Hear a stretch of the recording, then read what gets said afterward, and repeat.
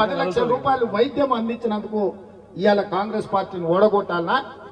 ఇవాళ ఆడబిడ్డలకు 500 రూపాయలకే ఉచితంగా సిలిండర్ ఇస్తున్నందుకు ఇవాళ కాంగ్రెస్ పార్టీని ఓడగొట్టాలనా?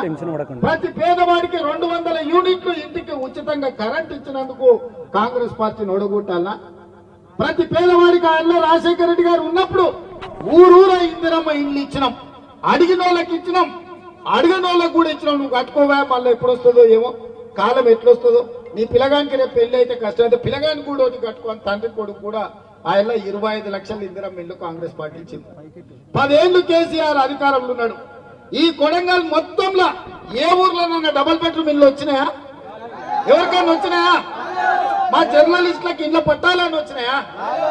మరి ఏ పేదోడికి డబుల్ బెడ్రూమ్ ఇల్లు ఇయ్యని ఆ సన్నాసులు ఇవాళ మళ్ళొచ్చి రేవంత్ రెడ్డిని ఓడగొట్టాలి, రేవంత్ రెడ్డిని వడగొట్టాలి. ఈ కుట్రలు కుతంత్రాలు ఏందన్నీ